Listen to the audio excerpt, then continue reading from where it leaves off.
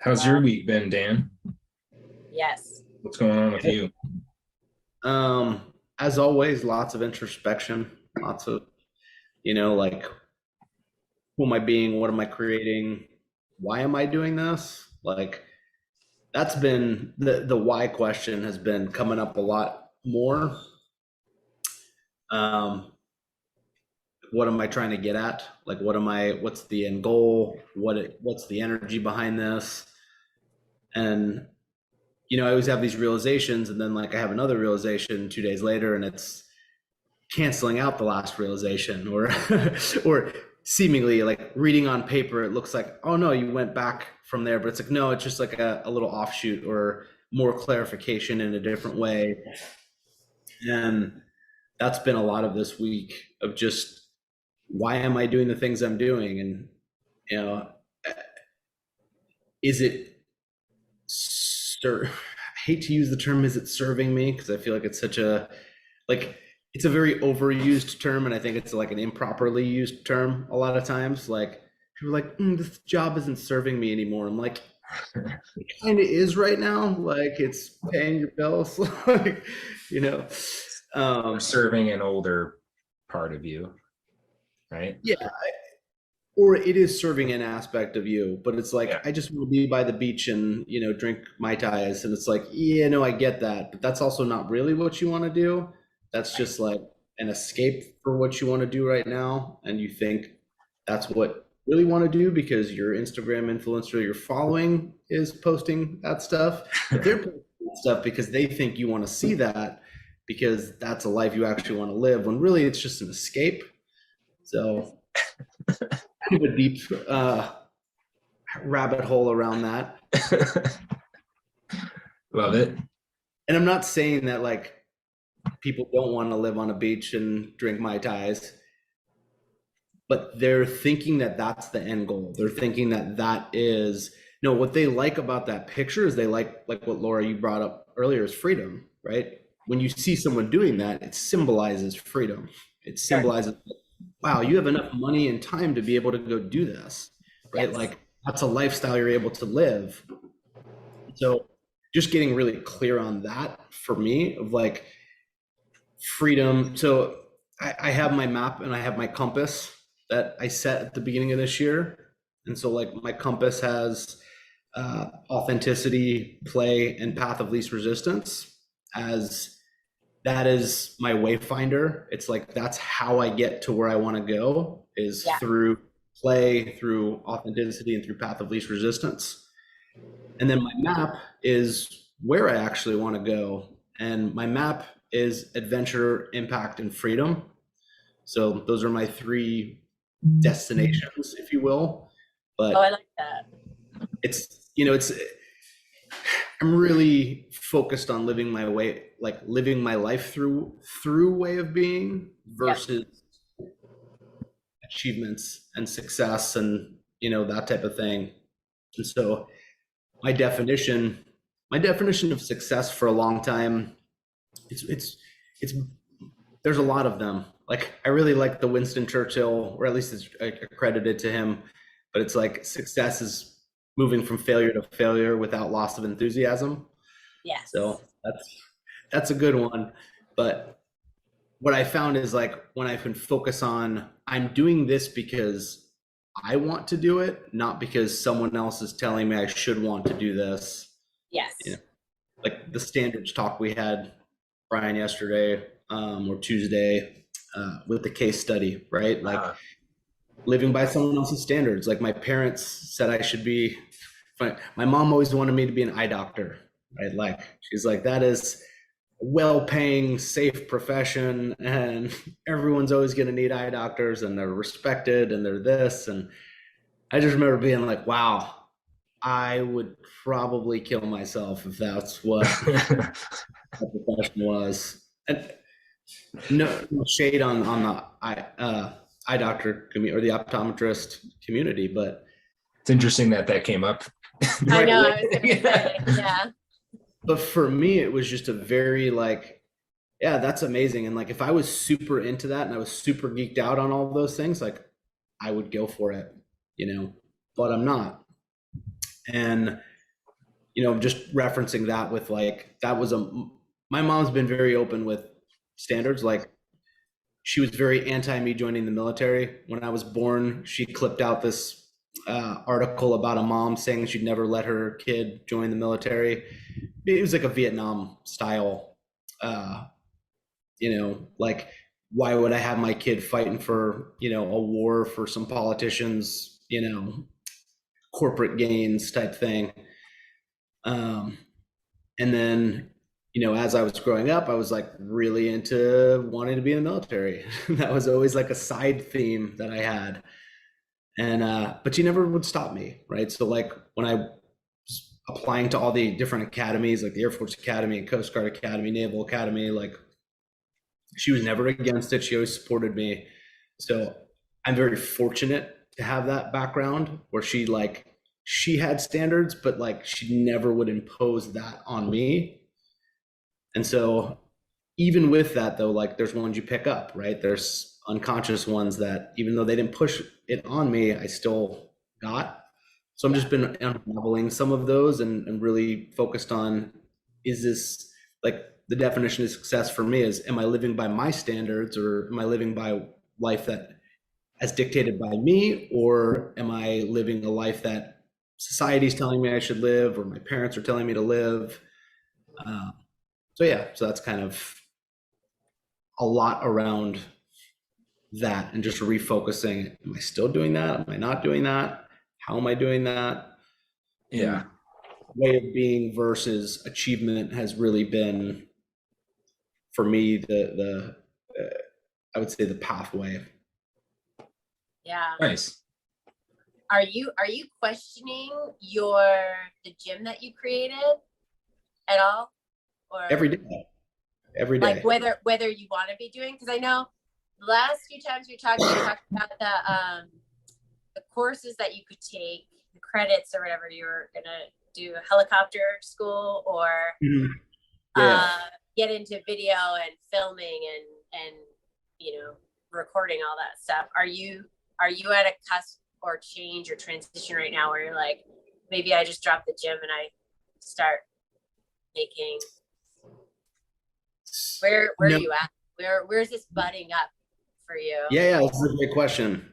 So a lot of it are my daily actions in alignment with my way of being that I want to be, right? Like, that's to kind of to explain this as clearly as I can, and I'm still figuring it out, so it's not fully cemented.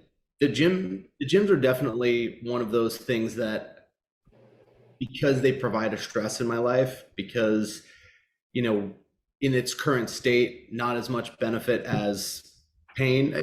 Now I'm at kind of an equilibrium with that. Like we've gotten pretty much out of the pain, and now it's just like minor annoyances. But also, like, is this something I want to be doing with my life? I remember asking a buddy of mine, hey, if you were to have 250K just coming into you every year for the rest of your life, right? Work for inflation, blah, blah, blah, but just like that sum of money, what would you do with your life? And then he pitched that same question to me, and I pitch that question to people a lot of times, like, but I have always like a nebulous idea of what I would be doing, but it's never like, I've never sat down and like, I shouldn't say never, but in the last 5 years, I haven't sat down and really write what that looks like. So I did maybe about 4 months ago. And I was like, okay, so if I didn't have the gyms, like I just like hit a reset button, everything was gone, and then like 250K was coming into me every year. What would I create from here forward? I was like, I'd like create a community of people who got together and would work out and be into like learning how to work their mindset and their spiritual aspects, and we'd be doing adventures together for growth and transformation, and we'd be maybe doing some retreats that would be like embodying all those things. And we'd have skill acquisition. We'd learn to ride horses, and we'd learn to, you know, shoot bows and arrows, and we'd like do these really fun things. And people who really were into, you know, certain pathways could go further down that pathway so they could be living like their fullest life and feel really in this rich, supportive community that's always growing and challenging themselves and challenging each other and supporting each other and all of that. And I was like, oh, so I do exactly what the fuck I started out doing. Yeah, I was gonna say it's the same. So it answers it. You do it. That like the current situation doesn't quite look like that.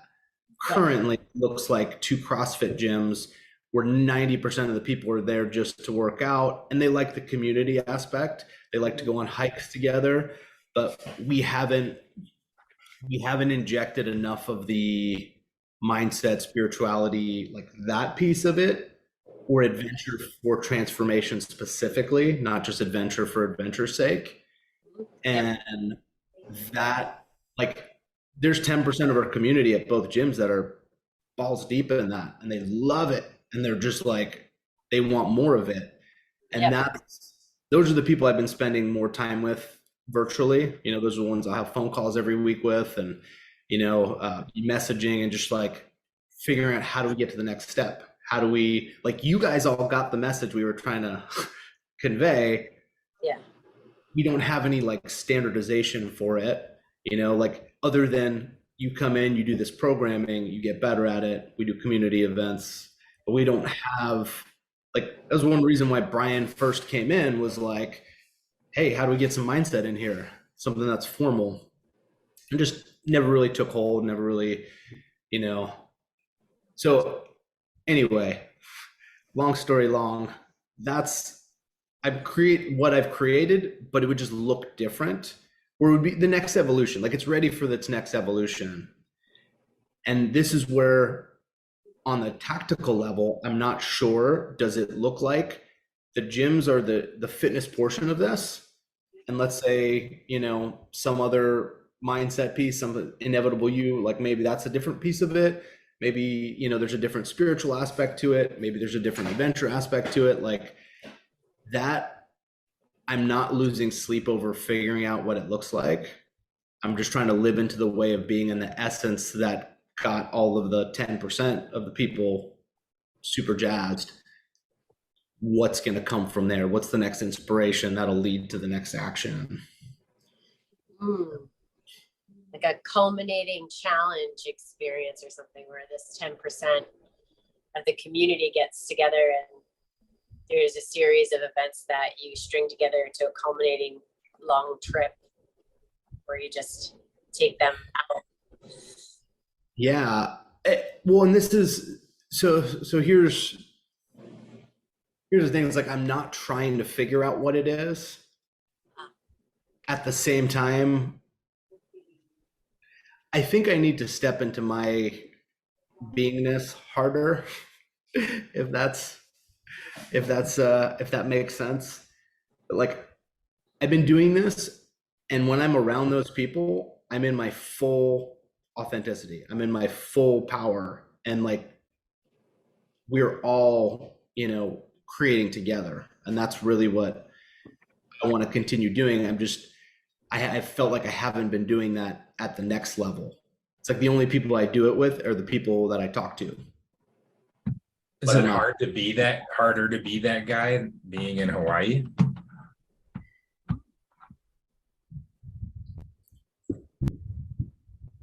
Both yes and no.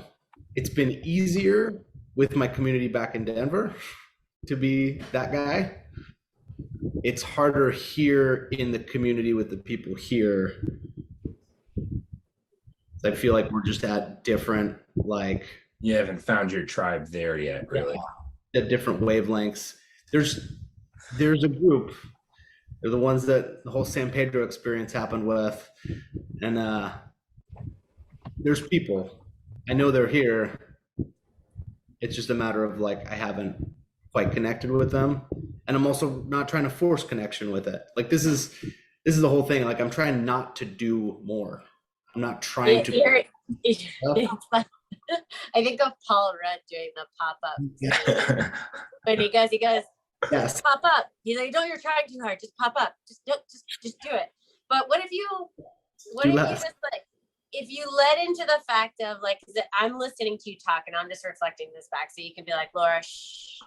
But as you're describing it, it's like there's this natural magnetism that's happening with these people who are naturally attracted to the things that you're saying and the enthusiasm and these concepts and this vision that you have, that you're not formalizing and making this vision something like, I'm putting it on a flyer and on this day we're doing this to accumulate, right? But there's this vision that's coming out and you're having this magnetism with these people and they're coming. So what if you just took the next step or challenge it for yourself, not like making a poster or anything, but just throw them all in a group chat and say, hey, just wanted to put it out there that I think we should all go on an overnight trip at this spot, and let's we can do some paddle boarding, or we can do this, that, or the other, just get some food together and hang out. Like it's that time of, let's bring people together, or using like a holiday and say, hey, let's go to this event together and hang out. But it's taking that magnetism and that group that you have and giving them a place to go and do something together. So it creates the opportunity for more of these conversations to happen. And you're leading with the sense of, I just want to be around this, kind of like we created this space, right? We didn't have like a setup of, we had sort of ideas, but it's like, we're just coming together because we all like talking and sharing with what we have. And it's like birthing ideas. And then we walk away and we're like, oh my gosh, it's literally, so it's just like, we created a spot Thursdays at 1:00. Thank you, Brian, for doing that. But it gets pumped out there and we have it. But what if you had that action where you just, as a challenge for yourself, right in this moment, from what you're saying, is to let me just see what it's like to throw together a little activity for us to hang out and grab food afterwards or whatever. Yeah. Super, super casual. Nothing that has to be anything beyond this, but an opportunity to. Just to kind of give you an example, like this group, what they've been doing now is like they've been meeting every Wednesday night to work towards a psychedelic journey together. And so now November 4th and 5th, there's like 12 of them. They rented this Airbnb. They're going there. They have like Ryan's actually going to be the sitter, so it's like these things are happening. Yeah. Me being in Hawaii, that's one thing that is like a little bit harder. And it's like, well, for the next one, I have an amazing space for you guys to come to, and great land and all that stuff. It's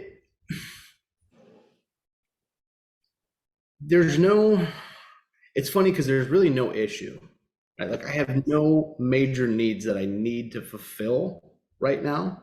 Like, in fact, we're doing really well for a lot of crazy universal reasons financially, like just like our kids' daycare, right? Like it's $1,000 a month it was $1,000 a month per kid, but starting August, McKinley was in kindergarten, so that was $1,000 less a month we had to pay.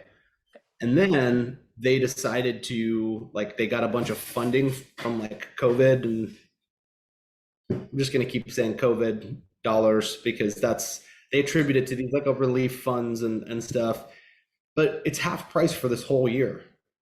So for the whole year, it's only $500 a month for one kid. So that was a $1,500 swing in its expenses that went in the complete opposite direction. By no means of what we planned on happening. And then Ashley got a promotion, which she'd been working for the last 7 years. And we didn't think it was going to be a huge financial promotion. We thought it was just going to be status. A title. Yeah. And a little bit of a bump. Just because she was in her last grade for so long that her pay had gone up. And we just found out it's actually going to be we thought it was going to be extra $50 a month or something. And it's an extra $400 a month. So it's from the financial standpoint, and then the gyms are better. So I'm able to pay myself a little bit more from them, so it's all of these little pieces that I used to be worried about, we were stressed about, and then we just fucking chilled out about for the last couple months. And when we chilled out about it, all of this financial rush came in. So really the only urgency, the only like I want to make something happen is my own ego feeling like I'm fucking I'm at my almost I would say my point in life is 50, but like almost 40. And so that's like, all right, what am I doing? What am I thinking of myself? Like I've been doing this for 10 years and I'm not bringing in that much financial dollars, but then realizing like, oh, except that we have transformed the lives of fucking thousands of people. And we've made these friends and people have gotten married through the gym and people like they're the goddaughter of my godmother of my daughter is a gym member, and there's these amazing relationships and like people like that were going to commit suicide now not committing suicide and have these awesome jobs and they're like super happy about it. And like I have to remind myself that it's not the $600 or $800 or $1,000 coming in a month to my bank account that's my value. It's like, oh no, this is what we created. Like we created this. So just the constant reminder of that and the little shift of ego, because the ego is like, but all these other people are doing this and I'm not a successful business owner if I'm not paying myself more.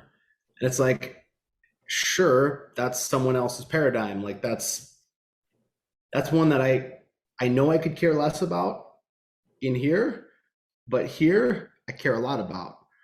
And how can I influence other people and help them to do the things that they want to do? If they're like, yeah, but your wife just supports you, you know, like you're only making $1,000 a month. It's like, yeah, it's hard to like, I can't reconcile that inside. And that's like, you need to talk about being in alignment. Yeah. Have you heard people say that, or is that something that you perceive or think that they are? A little of both. There's been hints at it here and there, and like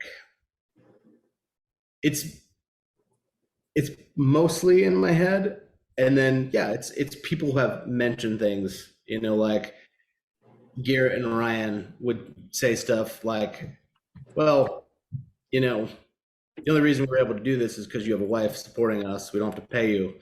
It's like, yes. And if I didn't have that, like, well, shit, if I didn't have that, like, I'd be working there. I'd be there all the time. I would have created all these other things for myself. Like, there's a perception that we think our circumstances, the perception is we didn't create our circumstances, right? But we created our circumstances. Yes. You know, I didn't get lucky and meet my wife. It's like I fucking created that rendezvous. Right? Yes. Yeah. Yeah. We all created. And if she wasn't around, I would create it again. It's the whole thermostat thing that we talked about. You know, it's why Donald Trump he's been a billionaire like 4 times and lost it all fucking 3 times. Like, because he can't tolerate not being at that state. Right. You know, like, you're not homeless and jobless and, you know, penniless. Like, you always have friends. You always have people to go to. You always have, like, you're not, we have this idea that we're going to be psychotic on the street, you know, with nothing. And it's like, that's not true. Like, you wouldn't create that for yourself. Yeah. Yeah. Unless you wanted to. I like what you were speaking to in terms of being you're actively engaged in the creation of what you're surrounded by, right? Like you're everything that you see and touch, you've had an active part. And it's the same thing you were talking about with the accident. It's like it takes 2 parts, but when we understand that, it takes away, because what I hear you expressing is like that fear. And I wonder if it's to a societal pressure or theme that, like in my head, I'm sitting here going, what does it matter if she is supporting and you're helping? So, you know, like where is that coming from? And, you know, these little comments that people are saying and they're doing it haphazardly, but for you internally, is there an internal pressure in terms of, because I'm this, I should, you know, is there a battle in old programming or a way of the way things are, right? Because you know how many women, I was just with Kristen last night, and she's like, had to always, like, it was like she was looking for a validation or just an excuse of, I'm not working. I just sit at home and I haven't been working for, she got married to Sloan, stopped working as an esthetician, and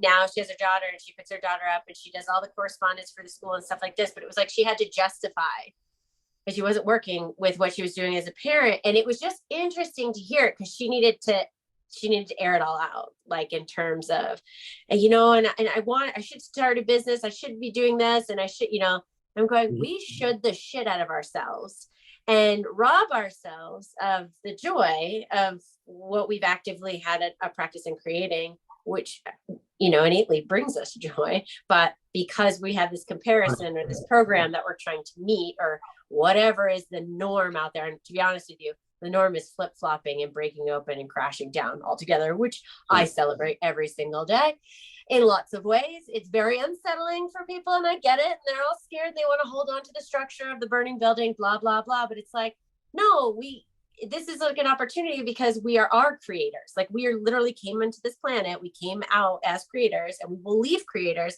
But when we lose sight of that, because we have to follow this structure or something, and now that structure is changing and shifting and combating, and people are coming out and starting to challenge norms in a way, it's like, oh, everybody's getting scared. And it's like, oh, and these supposeds and these things and these pressures that we put on ourselves. It's just interesting, right? When you think about it and where that comes from. And as I was listening to you, I'm going, who fucking cares? If you didn't have a job and you were a stay-at-home dad and you were going to these gyms as a volunteer and didn't even make a profit or didn't even own it, but that's what you wanted to do with your free time, and that was the dynamic. Are you happy? Are you bringing joy to the world? Are you bringing service to, are you an active part in a community and bringing love? Then that's all that matters, and of course that's a response from me projected out there, but it's good and healthy to talk about that pressure that exists, because I know I myself experience it too. I'm a single woman that's 41, and how many people I can sit there and go, you should have kids. How come you're not married? How come you're what? There's a man out there for you. I'm like, what if it's a woman? Or what if it's a trans? Or what if I end up with a fucking horse? Not sexually, but just like, that's all I want. You know what I'm saying? I'm just like, what? And then I get this like feeling, I'm comfortable now because at this stage of the game, nobody really asks me unless they're new and they're curious and they want to know, but I'm very firm in going. Kristen's daughter goes, LG, do you ever want kids? And I go, nope. She goes, whoa, you said that really fast. And I go, yeah, it's a firm, it's like that was my life choice. I worked with, but then I have this explanation that comes out. Like, I just want to be like, oh. Yeah. Just like I go to a store and I choose like a chocolate donut or a piece of cheese, like it's the same thing. No, like I don't want this, I want this. And that's how it be. But there's this justification that comes behind it. So it's just interesting. Always. Landmark, there's this one, it's a really big reveal after, I think, the third night or second night of the first course that you go through. And it's about choice versus decision, or choice versus decision is really what it is. And so it's you choose something because you choose it. That's it. Right? So it's like, people come on stage and they're like, chocolate or vanilla, choose. They're like, vanilla. Why'd you choose vanilla? Well, chocolate's not that good and I really like vanilla. It's like, that's a reason. That's not a choice. It's a decision you made because of reasoning. And they're their definitions of decision versus choice is different than a lot of other people's decision versus choice. But they have the reason they have the distinction is because choice is powerful. Like our friends who lost their 4-year-old daughter to cancer were there with us, and they got on the stage and they were like, I chose Addie's death. Right? Like, super powerful. Everyone in the room fucking bursting in tears. Like, everyone was crying. Like, it was really a powerful moment. And whether that still sticks with her or not, I'm not sure. But the concept is you're choosing what happens to you in your life. Because if you don't, now you're a victim to it. Now you're not a creator. Now you're not the author of your life, you're the manager of your circumstances. Well, this happened to me and that happened to me. I had no, it's Right. like on a spiritual level, you and your daughter chose each other before you came down here. This was the plan, right? That was an exit strategy. This was a big moment for your spiritual growth and your soul growth. And the child had a spiritual and soul growth as well. And we'll come back and probably is already back here, right? Like, we don't know.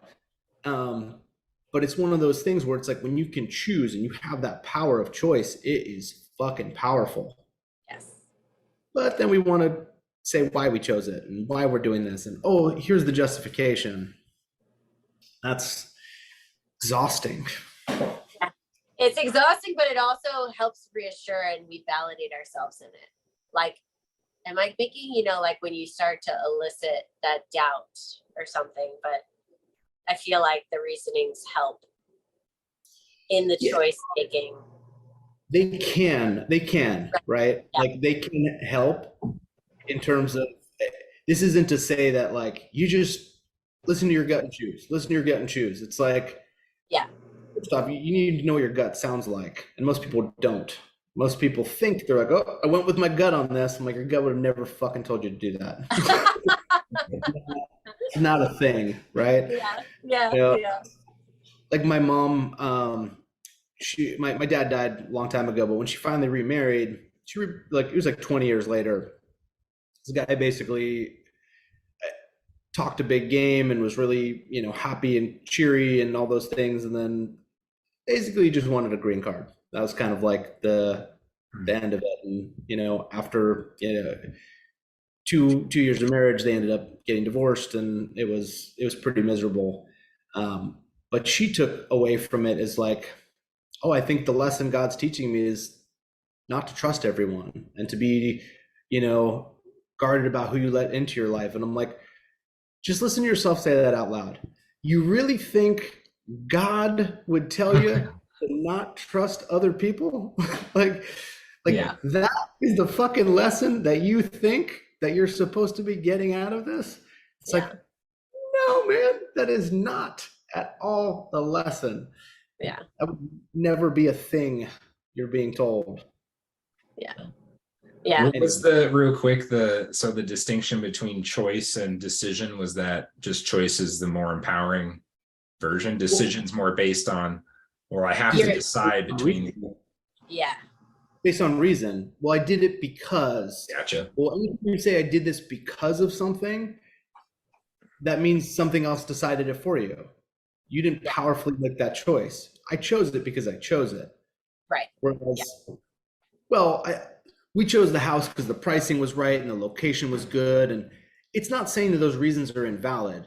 But if I say that's the reason I chose the house, it's like, no, not my fault. It was just good price and it was good market timing. And it's like, these are the deep things that are hard to really grasp. Because it's like, I love this location. I love how this house makes me feel. I can see, bringing up my family in this house. I can see us 10 years, like those kind of more powerful. Yeah, still reasons though. Still reasons. So this distinction specifically, take it out of the context of law of attraction, take it out of the context of gratitude and appreciation, just the power of choice, right? Like you are either the master or the victim, but you can't be the same at the same time, right? You can't be both. Yeah. And in this, I chose this because I chose this. Yes. Right? Like, it's like, it's the full level of responsibility. You're the driver. You're the one who, it's that full total responsibility. Because when we have decisions and we're making them with reasons, then we take the responsibility. It's not solely on us. There's other factors that wield it. And I love that you made this choice. Yeah. Right? Any smart person would have made the same choice I made. Yeah. Right? Yes. Yeah.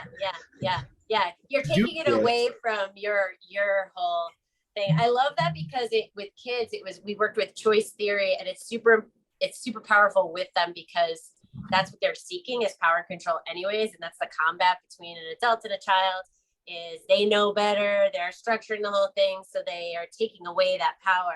And really, for a kid to flourish in their experience is for them to emphasize they're in the driver's seat, because then it'll lessen the friction, that'll lessen that I'm going to do the opposite of what you say. So when you're doing choice theory with kids, it's often you want them to recognize they are the driver of their experience, and how are they actively engaged in those choices that they're making, and understanding. I mean, you do a little bit of the why to get them to connect to that in those early stages. But I mean, if you think of a kid, how instinctively they go to, I'm gonna run to the slide because I want to go down the slide. There's no, like, yes. it's just, I'm gravitating. We put reasons on that. We're the ones that beat that shit out of them. You don't want to go down the slide because it's wet, and then your pants are going to be wet the rest of the day. And then all of a sudden, your kids get out of their sails, and they're like, "What? Aw, that changes everything for them." Right, but then they grow up and they're like, "Yeah, I don't go down that slide because it's wet, and I don't want to walk around with wet pants." It's like, man, now you've lost the power in your life. Now you're just living based on that's old programming, right? It's living by default versus by living by power. Like, no, you know what? The cause and effect is still there. You go down the side with wet pants, now you have wet pants, but then you make the next choice, and you make the next choice, and you make the next choice. Yeah, like you change your pants, or you bring an extra pair of pants next time because you're like, screw it, I don't mind being wet for a second.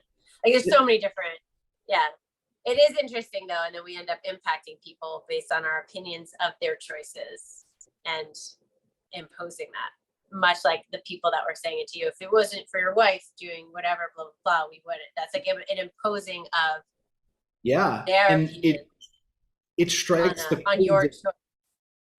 And it strikes the chords of my core wounds that I already have, right? Like, one of my big ones is I need to do enough to show my worth, or like worthiness and enoughness are, they're similar in a lot of ways, and there's subtle differences, but there is I have to do enough. So I am enough. So I'm loved. Like, if I'm not, I've never had a problem with my wife making more money than me for even a moment. Like, I'm just like, fuck yeah, you love doing that, go for it. Yeah. What I have a problem with is me not bringing enough to the table in other ways, or from a societal view, or that's where I get really like, like, am I doing enough for this family? Am I bringing enough? Am I doing enough for the gyms? I should be doing more. I should have sent a newsletter for this. I shouldn't go surfing right after this meeting. I should send that newsletter out. And it's like, why? Like, well, I'm doing it so that I can show my worth, and that I'm enough. I'm doing enough, right? So I can earn my paycheck. It's like, you love me, right? Yeah. Also, that's an old programming too that I've been facing. As you were saying that, Dan, it's like, even today, we'll take today as an example. I was like, oh my gosh, I should be doing this right now. I should get on and start looking. And I checked in with myself and I go, is that the attitude? Because this is law of attraction, right? Is that the attitude? If I go in and start doing this and forcibly going into this, I'm like, because any client I've had come that signs on, it's because I'm at this space of openness. I go, is this the attitude? And then I just ask myself, what do I do to change my attitude? And I go, I need movement. And I said, what kind of movement do I need? It's like, I want to go for a bike ride. Oh, but it's raining out. I go, fuck that noise. Rain never stopped you. It feels really good because you're going to be moving your body. It's going to be cooler off than having the sun beating down. It's going to be a lot of fun. And then I, sure enough, get all my stuff together and I start gearing it. But I feel like I'm having resistance because it's that heavy. I should be sitting down in front of the computer right now. I'm like, that computer is going to still be here. Like, I had to coach myself going, it is going to be here when I get back. And in fact, I'm going to be way more fired up when I come back afterwards. And then as I go downstairs, that's when I ran into my landlord. I'm coming out the door and he starts telling me about this David Byrne thing. I'm like, sweet, I got a location that I'm going to bike around to and check things out and explore. And all of a sudden I was in this like open space of exploration, new ideas, having fun, chose a new song that I just found last week, played that on my air, this is the whole thing. And I was like, shifted everything. And the shoulds disappeared. They melted away, even though it was raining, and I chose a cotton shirt, and I know full cotton kills, blah, blah, blah. But I was like, doesn't matter. I'm going to be home in about 20 minutes. and I'm gonna put on a new sweatshirt of coziness, and I don't care. And then I was like, oh, and then I've got this thing, and I've got to make sure I look like, you know, at least professional when talking to these guys. I was like, fuck that noise. I am professional because everything I've been doing up to this very point is all about what I've been doing. So it's just like this kind of, it was interesting watching this. Like, I had these little hurdles that I kept meeting, and anytime I felt a should, I sat there and I questioned it. And I go, why? Who's saying should? I'm going, who's the, like, what's going on right now? Like, where is this coming from? So like, nice evolution into this seat here today. But yeah. Oh, yeah, that's so good. Yeah. Yeah. You've just perfectly articulated the place I've been in for a long time, really intensely recently, but like this fucking voice that it's like the difference between that 4-year-old that you're talking about, and Bill uses that an analogy all the time, right? The raw 4-year-old you, like, before the programming is set in, they're just, I want to go do that, and I hate that, and now I'm crying, and now I'm sleeping like it, and now like they're just there's no fucking chatter going, there's no rationalization, there's no decision making, there's no like those thoughts. Where does that voice come from, you know? And I ponder on this one a lot, like the difference between intuition and instinct, you know, like I think instinct is more of a programmed thing. And yeah, some of it's very old, like generational, like if I see a snake, I get scared, like that's an instinct, right? Yeah. Or like if I decide to go do something, like get a glass of water, is that my instinct? Because is that my, you know, like, I don't know if this is making sense, but like there's like a pull or something driving that is an intuition. But I feel like, especially recent, like trying to decipher how much of this was just implanted into my head, programmed in because it was my parents, it's because Bill, it's because it's something I used to like, but now I don't. Like, how much of that is driving unconsciously versus, oh, this is like source energy or God or whatever you want to call it, like saying, go here. You know what I mean? Like, I don't know if you guys experience that challenge of deciphering, but it's kind of the place I've been in for a while. Yes. Yeah. That's huge. Yeah. There's a book I'm reading right now. It's Course in Miracles. It's a tome, man. Yeah. It's really deep and heady and like that's a lot. It's a lot. But one of the things they said the other day, and it's something that I've had this, you know, close held theory of like the universe whispers to you, right? Like it's always whispering to you all the time. But the chatter's so loud you can't hear it, right? Yeah. Like, and I think it's a very common one, but the way they said it in here, they're like, child, you're asleep. And if you want to wake a sleeping child, do you go, hey, wake up, right? Or are you gently, hey, how can you do this? Maybe come on. It's a very gentle awakening. And they were saying like, look, we're incarnated here and we're asleep. And now the term they use is Holy Spirit in this book, but it's the universal energy, right? It's the universe whispering these things to you of like, hey, wake up, right? Wake up. Yeah. And when you think about it in terms of the spiritual awakening, it's like, oh yeah. So chatter comes down, you hear that volume tick up higher, and then you get a pigeon who flies into your car. That's what I was just thinking of that. I was like, oh, those moments, like, no, where it's like a universal that's the universe is intervening with Brian. Yeah, and then you have the interpretation of it that comes. Yeah. It comes quicker and quicker and quicker. Yes. Yeah. Oh, it's wild. It's crazy that you're saying it like this because I think, so Sunday hiking in Fort Collins, went to the reservoir there with a friend. And then she and I afterwards were like, you know, everything's based on like, go on the phone, let's look this up. What kind of food do you want? Google the type of food, see if they're open. And, you know, of course, the first one we came to, it was like, oh yeah, we were all excited. they close at 3. It was Lucille's. Mm. So I'm like, oh, okay.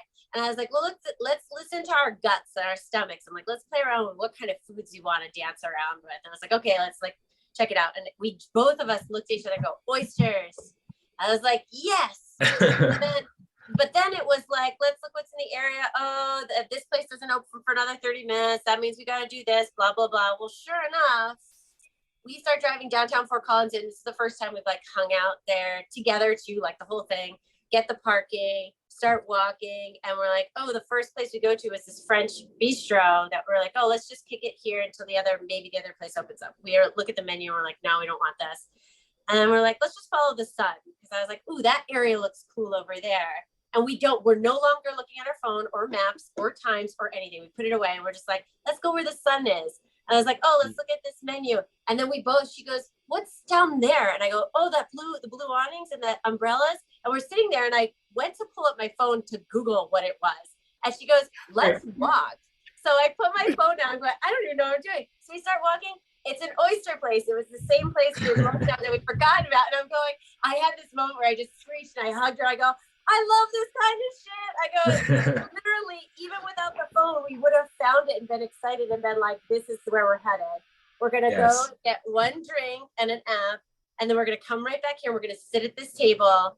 And that's what we want. And we were all excited. Like we were clapping like little kids. Like we just like looped arms. And we went right back to the place, got our drinks, and we were all excited. So it was just like following that energy. But it was interesting that we had said the idea in the car parked in front of the place that was closed. And then once we dropped it, we gradually like just found it without having to Google it. And we ended up there.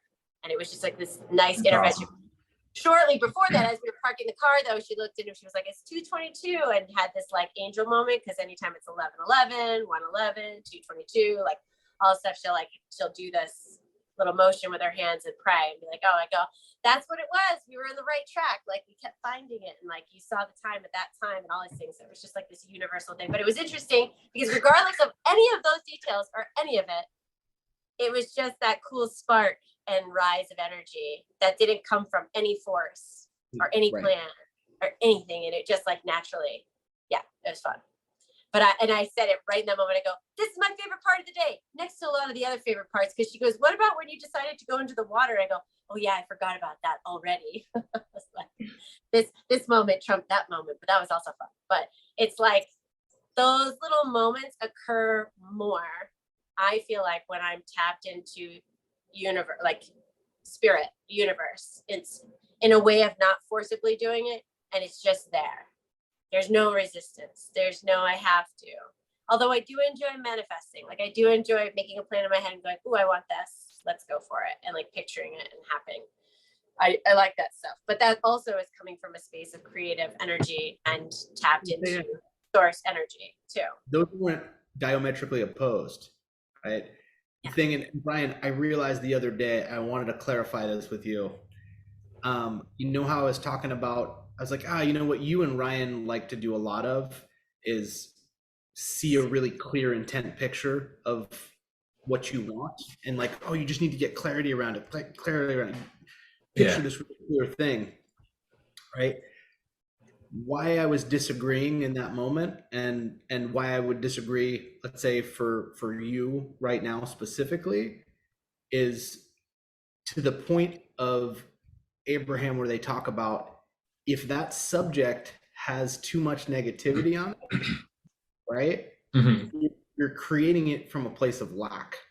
Yeah. So when you're trying to be clear on what that manifestation is, right? I want this and I want it to look like this. The energy you're putting into it is like, I don't have that yet.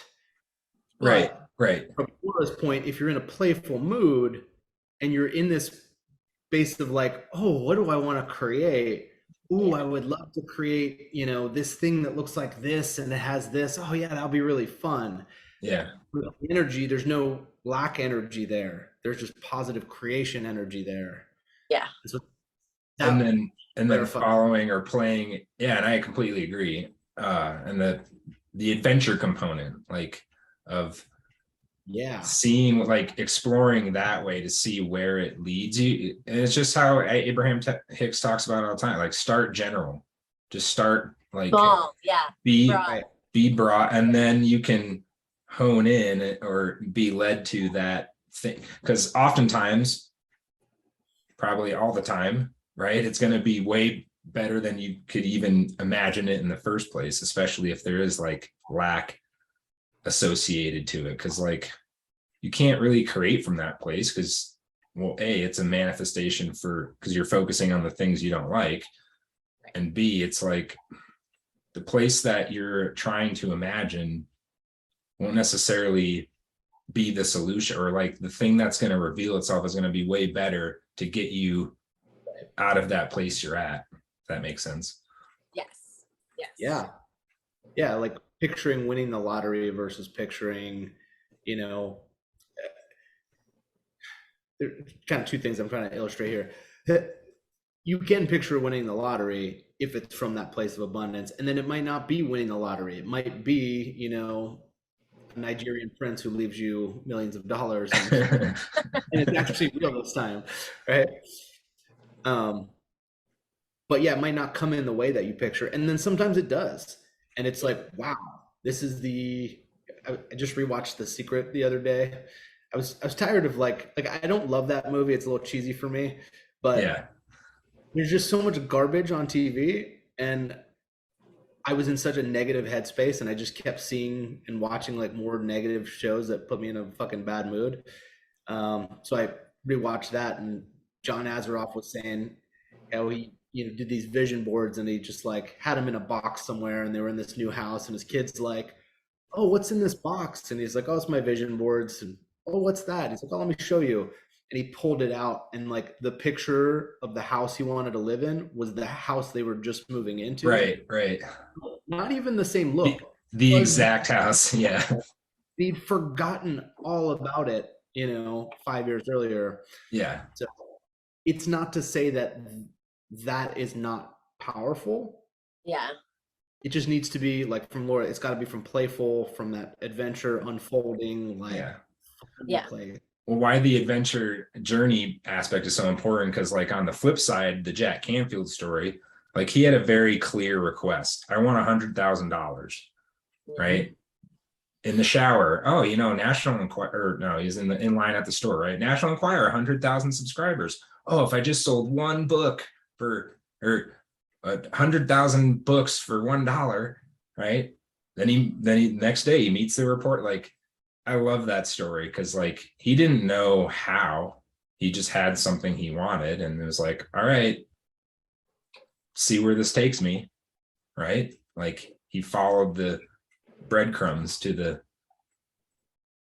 right, and it was the path of least resistance, right? Like the universe knows how it's going to be the easiest for you, knowing your current beliefs, knowing how you are, right? Like if your current beliefs were truly that anything can happen to you in any moment, right? Like then you would get $1 million like right here dropping in front of you. But we don't. No matter how hard we believe it, there's something telling us like, I don't really believe that, right? Like it has to work for it. It's got to happen over time, and yeah, but it will show you the easiest way for you to do it.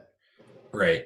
I think that's an important distinction too, for the like having if you're like rigid and this is how it has to be done, it can only be done this way, and this guru, they did it this way, so they told me I have to do it this way, and that's how I'm going to get there, versus like, no, it can happen any fucking way, any infinite possibility way that if you're open to it, right? Like I guess that's the caveat.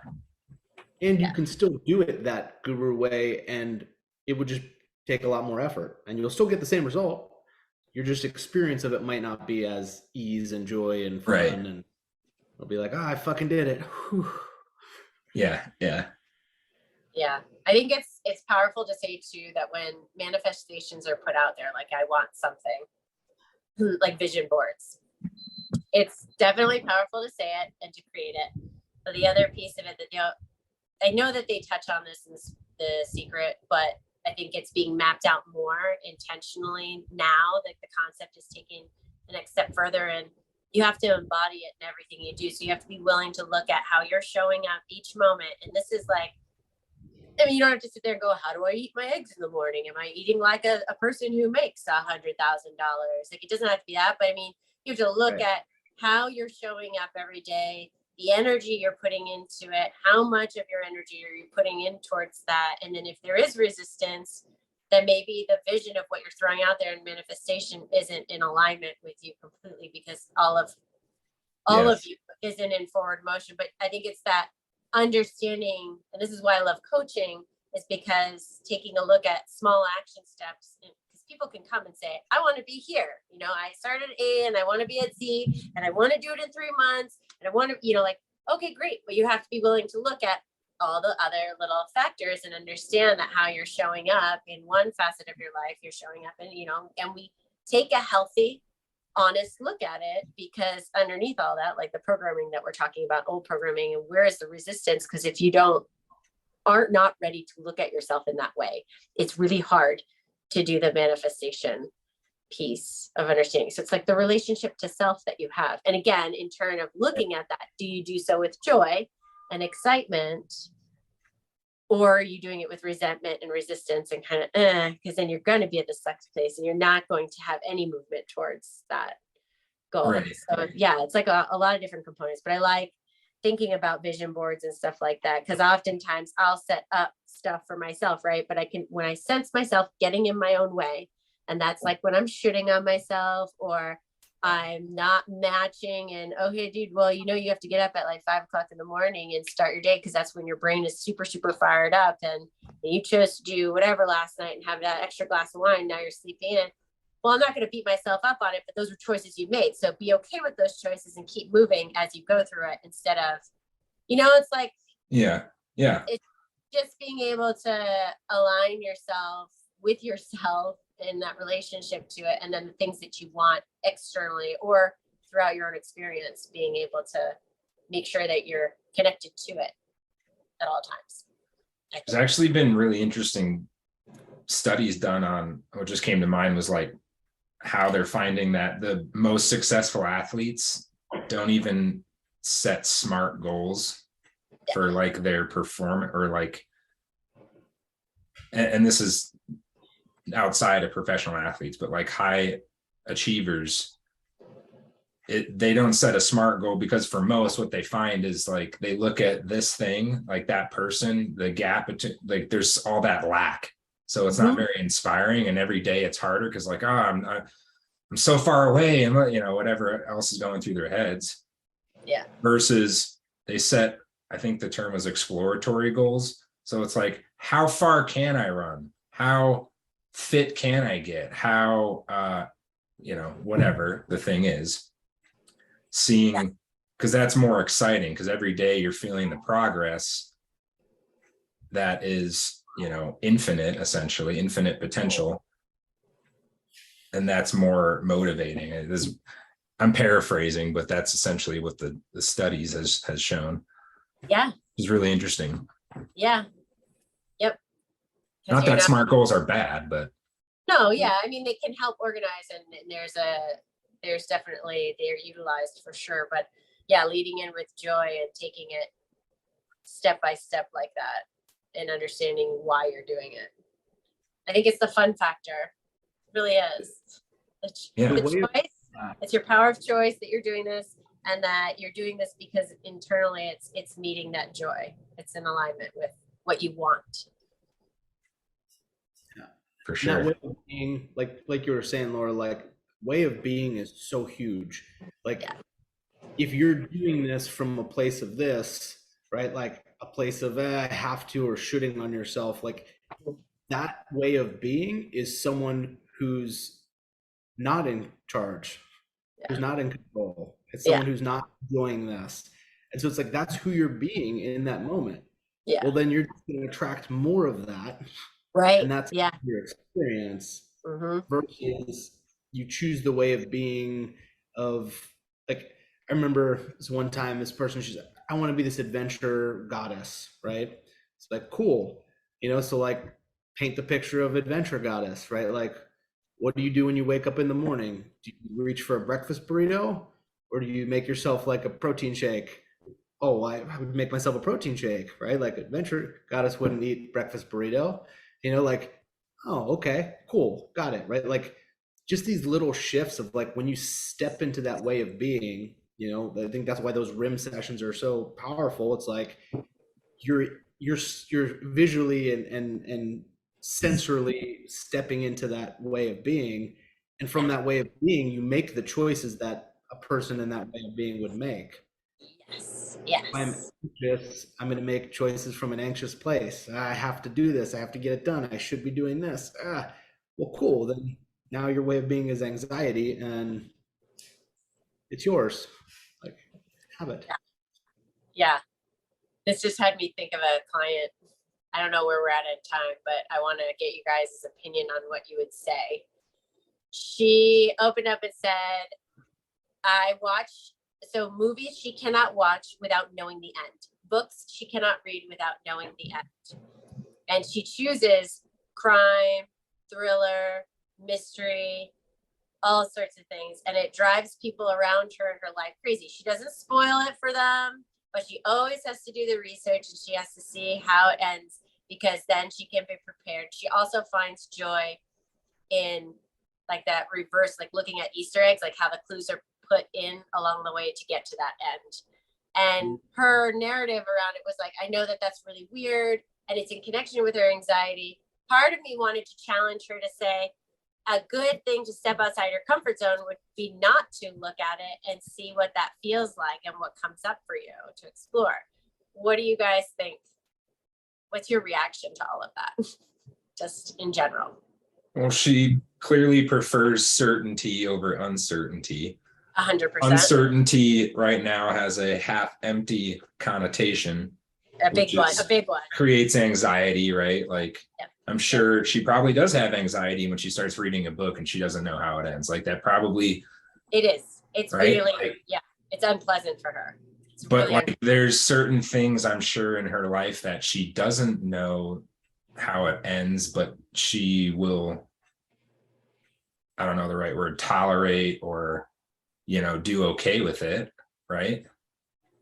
Well, it's connected to why we started talking in the first place, was because she's had 2 miscarriages, then she had a baby, and then she's now pregnant again, and she's afraid that she's going to lose the baby again. And it's things that happen outside of her control and it creates so much suffering, what she's had happen that's out of her control. And if you dive in further, we have 2 parents who got a divorce, and father went back to Brazil and mom stayed here. And then mom got remarried to a guy that wasn't that great. She had a bad relationship with him. And then every time she went to go visit dad in Brazil, like bio dad, he was in a new spot, a new place, and she'd have to establish new friends. So there was a lot of uncertainty and a lot of shifting, and there was just a lot of unknown. But so uncertainty means bad. That's it. Just anything that's uncertain is bad. The formula. But that's not always true, right? Like, because the flip side of uncertainty is we need uncertainty. It's a basic human need. We need variety in our life. Like we like surprises. We like uncertainty that we like the uncertainty we like. We don't like the uncertainty we don't like, right? Like, right. So like, I don't know if there's an example for her to reframe that around times that she was surprised and it was awesome. Like surprise birthday party or. Yeah, that's you just hit the nail on the head. It's asking her about positive experiences and situations to get her, like, and pair her in that moment when she brings that up, to pair it with examples of when it's happened and why it was fun or what more associations to how uncertainty, or I'd frame it as variety, right, like there's the half full side of it too. There's good things that can occur. I have another thought around this, but I want to let Dan so I want to get my thought clear. I think that's you painted a really solid picture, childhood wise, and even just current experience with the outcomes of progeny. Like that's a hugely traumatic in both ways. When it goes the way you don't want it to go, bad trauma. When it goes the way you want it to go, good trauma, right? Yeah. Like I call it good trauma, ecstatic experience, whatever you want to call it, right? Like it's kind of a roll of the dice. And it's funny because this is the case study we did. A guy, it was his family, they had 2 miscarriages and then they had a son, but he was so focused on the 2 miscarriages and not the amazing son that they brought into the world that like everything was, I failed. If I do this, am I going to fail? Right? Like I was part of that process. This was the husband, but obviously it's even more emotionalized as the person carrying, you know, the vehicle carrying, like I did something wrong, even if it wasn't in your control. Like, yeah, but I chose to get pregnant and I chose this. The power of choice here of like, yes, I chose those things. And the power that comes from one, being responsible for the choices you make in life, right? Not making yourself wrong for it, but pairing that with the fact of what's the weather like going to be tomorrow?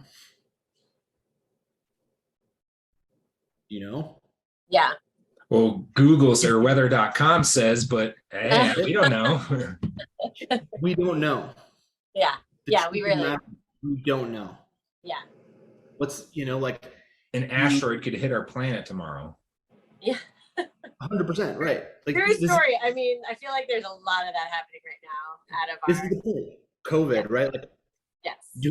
I bought a business 3 months, a gym business in person, massive overhead 3 months before global pandemic. Like the fact is, like, I don't know what's going to happen, right? Oh, are you going to fix this gym? I don't know, right? I'm going to try, but I don't know what the outcome is going to be. In life, we never, like, the answer is always, I don't know. Like, in terms of how it's going to turn out. Yeah. And when you really get that, there can be a huge sense of peace because there's no certainty anywhere. Life is uncertain. That's like, that is the essence of life, right? We fool ourselves by putting in certainty or putting in controls in place. The control she's putting in movies and books is I get to know the ending. That's the control I get to wield over this. So I do think your approach of like, hey, here's a really safe environment to play around with dealing with uncertainty. Maybe try it here, see how it feels, right? Yeah. Yeah, like it's an enjoyable, no one's going to get hurt. It's not going to harm anything, but let's, I haven't suggested this for her yet, but I want it for next session because that session ended with, I'm getting her because she just found out that she's pregnant. So she's going for her 12-week checkup and she's still afraid that she's going to lose the baby. So I've been giving her action steps of where she's nurturing this spirit and we talk about the other spirits. There was a miscarriage. I said, those spirits had their time. It was a short time, but you know, we made our first couple of sessions was talking about those spirits and that journey. And then Theo is her actual son right now and where he's at on his journey and then where she's at. So a big focus of what we're doing is about her own self-nurturing and her ability to reestablish calm and a sense of security and understanding. Because even when she's at work, she's always afraid she's going to get fired. So I had her write down a list of all the reasons why she wouldn't get fired because she's such a fucking badass. Like it was like her badass list that she has and she'll bring it to work with her and have it there because it combats that thought of if I don't do that, like that nervous energy of like, this is going to happen. Like the rug is going to be pulled out underneath me at any moment. It could happen.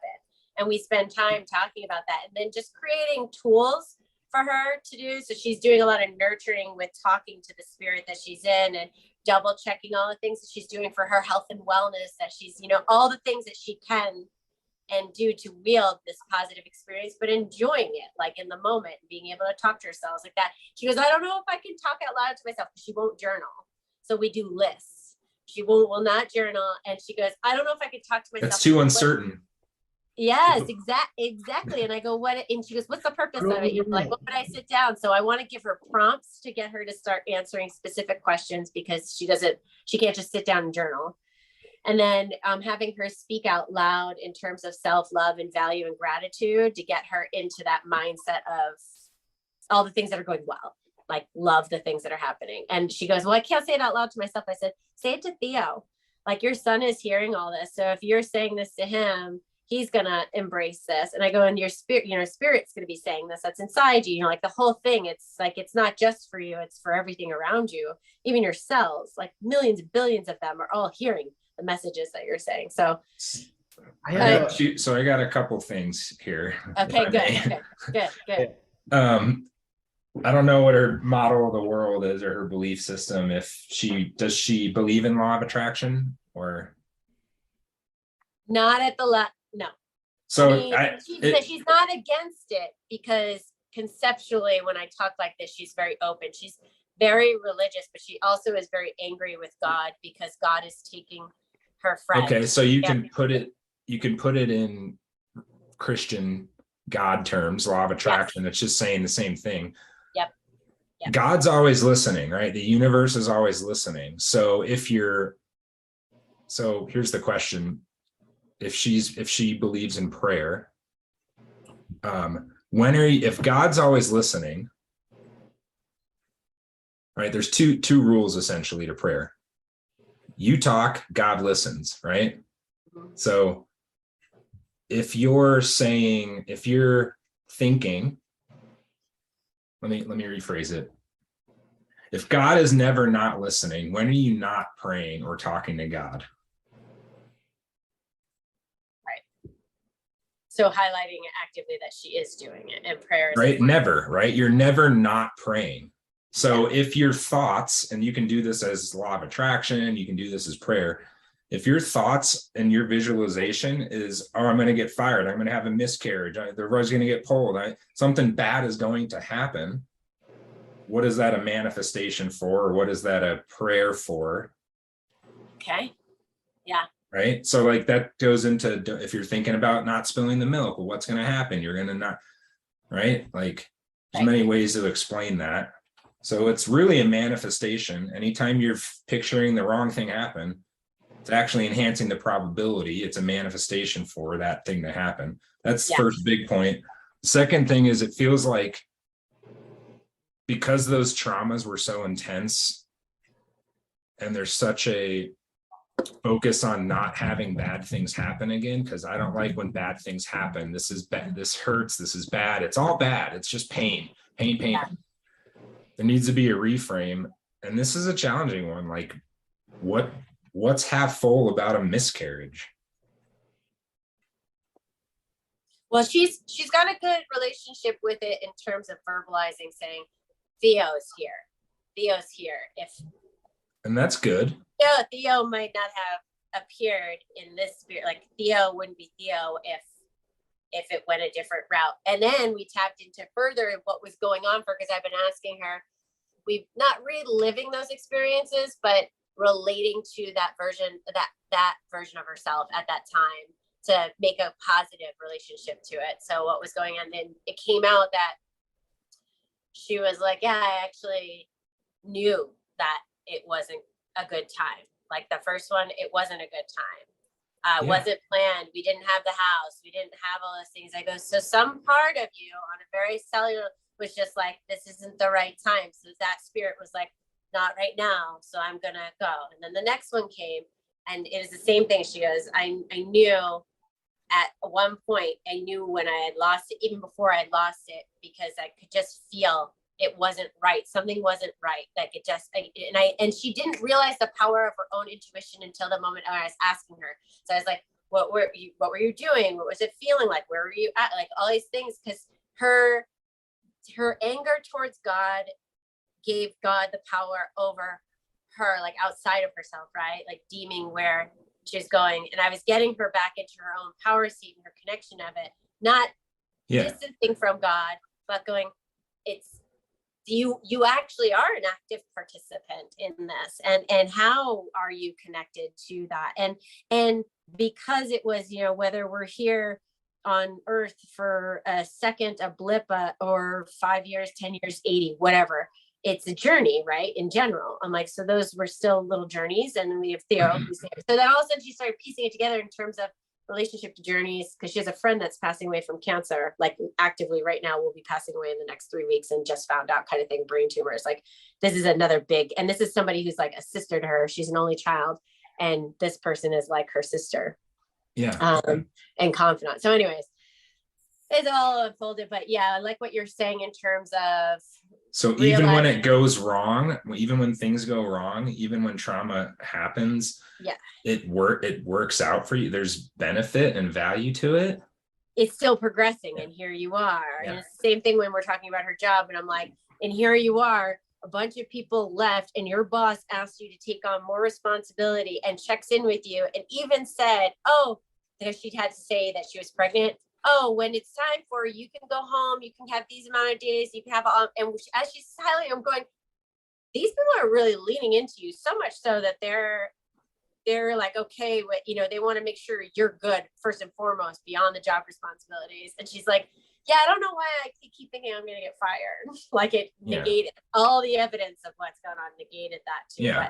But, so it's really challenging the, you know, like, why would you be mad at God when he was really looking out for you? Or why would you worry about these things, even though they created some lesson, some growth, some right benefit to you as part of your human journey here? Yeah. Yeah. I think all of those are really powerful. And I don't think she's going to hear all of them, because there's an underlying, I am not safe. Yes. She's saying over and over and over again, yes, I am not safe. Yes. Well, yeah, and that's what the reframe will like, even when things went wrong. Sorry, go ahead. I didn't mean to interrupt you. You know, and all it is doing is piggybacking off of the reframe point, but addressing, this is what I brought up in the last maybe it was 2 conversations ago, the whole like stoic idea of worst case scenario. Okay, so then you have another miscarriage. Let's look at it. Then what? Like, what does that feel like? Like, sad. Okay, like, are you still moving on? Can you not live with yourself? Like, if you lose your job, okay, let's just face it. Because she seems, especially, it's pretty interesting, her dad moving to new places all the time. If you look at generational trauma, like, obviously he's part of this chain of pain as well. 100%. Yes. Moving to these different locations to make it better, because he's running from this current situation, and he's not safe there, so he moves here. So he's not safe here, he moves here. He's not safe here, he moves here. Like, this I am not safe is such a strong, loud sound that I feel like she's having trouble hearing. Like, yeah, I know you have positive. Okay, let's focus on positive. Okay, yep. And also, like, you don't get it, guys. I'm not safe. And so, other than addressing, like, okay, you aren't safe, right? Like, let's play into this. You know, obviously not dwelling on negatives, but like, okay, worst case scenario happens, another miscarriage. How validating that reality instead of pushing. Validating fear, right? Yeah, because if that fear isn't heard, it's like any emotion. If it's not heard, it will still stay. Like, it still sits, and it's like, well, it makes sense why she has that program, because of all those data points. Well, look, my dad, and then the miscarriage, and blah blah. So, like, she's gonna justify, how can I feel safe when X, Y, and Z happened? Right. Mm-hmm. There needs to be a different meaning. But then it's to say, it's like, for me, in our sessions, I have been flipping it where I call it I don't say this out loud to her, but I call it accessing people's personal superpowers, in terms of like their X factor, the X-Men factor of, that shit happened and that stuff happened, but it also made you extremely resilient, and your ability and capacity. For her, it's like, I keep calling her the conductor, I'm like, you're so on top of it, because I touched base on like the holidays and where things are at for her and like how that's going to look in terms of like stress management and this and that and the other. And I was just like, you are so far ahead in planning. So there's a part of it that looking ahead and planning and everything means that she's in a leadership role. I'm like, you wouldn't be able to conduct and run and be in these positions. I'm like, do you see yourself as a leader? And she goes, now that you're saying it that way, I did it. So it's like understanding again that she's the driver, she's the leader, and all these reinforcements of the things to understand. Because I think, like, to what Dan and you are saying too, Brian, is that there's a big part of her that all these instances had her feel, even her anger towards God, she was not in the driver's seat. All these things happen without her control and are constantly happening. So that's why the one thing that she chooses in pleasure, which is reading or watching a movie, she has to control it by understanding the end of it, because she feels like she has it. But then when we flip the script and we give her highlights of how much she actually is in control and how much she is a leader and how much of her is being relied on by others and leaned on by, others, it changes her perspective from being so inwardly and feeling that victim of her experience to being, I'm actually an active participant / I'm kind of a badass leader. And she'll sit there, like her whole face changes and she's like, well, when you say it like that, it's like completely a new way. But I think in a whole underlying thing of her understanding her active role in her driver, in her, like, and I always anchor her in her driver. Like I want her to be in that. Finding safety in herself, I think, is what, Dan, you're getting at too. Yes. Yeah. But again, if she doesn't feel safe in herself, it's really hard to drive a car that you feel like is going to break down. Yeah. But also, and this is like the dichotomy of it. It's like also understanding that you don't know if it's going to break down or not. Right. You can do all of the things, and that's all you can do, though. Yeah. And then there is an uncertainty that is just part of reality. Yeah. And every time she's made it through, and she is where she is, and she got lessons and growth and all the things that, because exactly. Then that's where that reframe comes in for sure. Yeah. Here's the half full of all of these things. Yeah, miscarriage is a tough one, man. Well, because that was like our first few sessions was her allowing herself space to grieve on that, like allowing. She never got a chance to. She goes, yeah, I just pushed it down. She's like, that's why I called you. Like my husband wanted me to call you because and they were trying. They wanted another one, and it just so happened that they conceived right at the start of our package sessions. It was a soul agreement between her and that soul that, yeah, hey, if you're not ready, I'll wait. Yeah. Because maybe it's Leo. Yeah. Yeah. Kept coming back. Are you ready yet? Yeah. Are you ready yet? Yeah. Yeah. Yeah. I want to recommend her to watch the movie Soul. Have you guys seen that? It's so good. No. Oh, you have to see it. Oh, have you seen it, Dan? With your kids? Soul?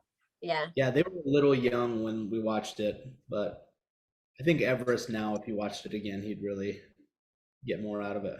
Yeah, there's Soul, and then why can't I think of the other one? The Emotions one. Yeah, Inside Out. Thank you. That is also another one that I tell and I will recommend to clients, whether you have kids or not, watch it. Talk about emotional intelligence and understanding memories and how they, and there's even the subtlety of like who was in the driver's seat. You see like sadness is in the driver's seat of the mother, and then like anger's in the driver's seat. Like you just see like what emotion is sitting there, and it's like, oh, this is the person's way of being. This is where they're emanating everything from. Yeah. And that it's a huge control panel and they're all like doing it, but then like anger always like wipes everybody out and starts going with this huge button.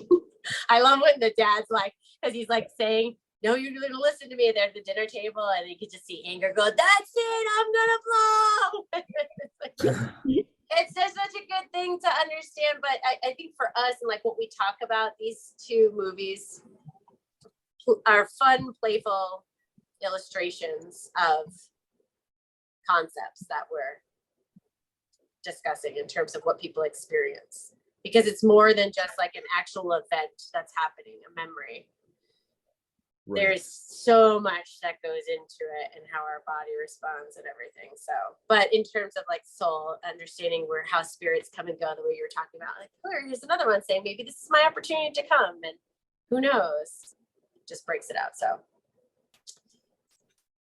yeah, this is a good one. So the stuff that you've been bringing to the table, I appreciate you for your insight. Thanks for sharing. Yeah, it's a good one. It's interesting. Same pattern kind of, as a client asked me that, how do I feel good about when I intend something to happen and it goes wrong, like, or something like that. Anywho, Yeah. I'm going to get to yoga. I don't know about you guys, but yeah, the sun's coming out, and I have a client that I'm meeting with briefly. So okay. I wanted to ask just real quick how Bark is going. Are you getting good leads? And because I was interested in checking it out, I wanted to hear. Yeah, but I have to get more firm in my filter process and just not click happy in terms of accepting anybody. So my rule of that I'm doing now is looking at people who are only looking for coaches and have a specific quote, because some they don't write what their reasonings for, and then looking at that specific quote, and then I'll purchase the points, because you have to purchase it like through point for them. So I'm just fine tuning my selection process of who, because the last two people I've talked to on the phone were not what I call decisive action clients. Every client I have now that I'm working with is decisive action, but the two that I did, and they were coincidentally ones who did not say anything and were kind of like, I kind of want to, I don't know. Yeah. So it's just weeding it out. I think you get used to it, but I wouldn't just like take your first three that show up. You pick through, and they throw a lot at you. So I've got 150 that I have to filter through right now. Yeah, I tried a similar company before and didn't have much luck. So I was curious how that was going. So yeah, I might give it a try. Yeah, I'm changing my approach to it because I'm getting interaction, which is great. So that's a good sign. I want to fine tune it to the interactions that are going to lead me more towards success. So I have to not just take whatever. I have to look specifically for the clients who are very specific of what they're wanting to work on. And you can get indication too on people financially, like based on their wording. I would try it out just for fun, just to see, because I'm having fun in that filter process right now. Cool. That's interesting. Yeah. All right. I encourage it though. Do it. Try it. Sounds good. Yeah. All right, guys. Another good one. Yeah. Yes. Have a good day. All right. You too. Bye, guys. Bye.